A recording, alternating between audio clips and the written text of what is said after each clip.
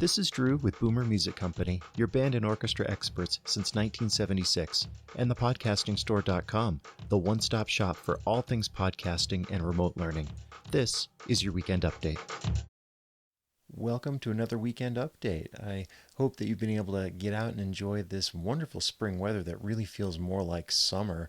I know that I got stuck outside doing lots of yard work and stuff like that today, which is why I lost the daylight and I'm recording in the studio now. But this was a really cool week. I got to do week 4 of Tootin Tuesday over at High Plains School. That's where I get to help out the beginning brass players learn how to play their instruments and get some foundational knowledge. And still instilling the same lesson in them that I've been trying to, which is to hear the note in your head before you try playing it. Trumpet specifically, and all the brass instruments, are challenging in that you've got the different partials that you're dealing with, and different notes are fingered the exact same way. So the difference is going to be what you do with your lips and how you move your air and all that kind of stuff. And a great challenge in that can be overcome a little bit easier if you can hear the note in your head first. So hopefully they're catching on to that. But also the video series that my time over at High Plains has inspired, our absolute beginners. We released the 2 saxophone videos, the unboxing video and the posture and sound video. And so these, if you haven't seen them yet, are the videos that we're putting out that are made to work in conjunction with the first lessons that the students are getting in the classroom to kind of reinforce that foundational knowledge. And so the sax video I did with Brandon, and here's a clip from that.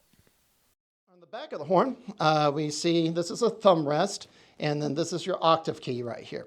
So simply, I would take the joint of your thumb, place it here, keep it about at a 45-degree angle. So anytime that you need to use this key, you can just simply press it.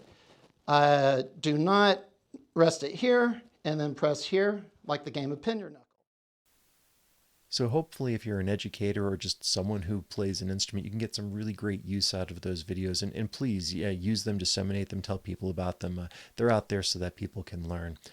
Then over on the podcasting store side of things, I did a video on the Rode Wireless Go 2. I believe this is the second or third video that I've done on this. It's really becoming one of my favorite pieces of gear.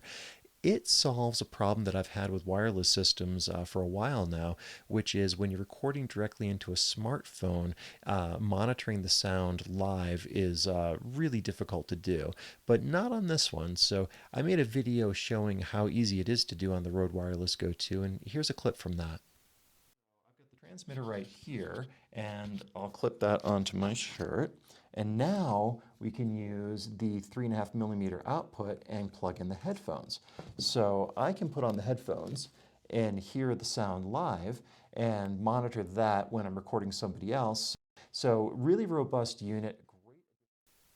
And then finally, over on the Podcasting Store Medium page, I related a story from my time working at the Mostly Mozart Festival at Lincoln Center in New York, where the Maestro fell ill during intermission. And yes, the ushers really were discreetly trying to find a doctor in the house. And there's some really important lessons that I learned that night. And if you want to find out what happened, head on over to the Medium page, and you'll get the inside scoop as to how that all turned out. So thank you so much for your continued support as we are starting to wrap up the school year, and we will see you over at the store.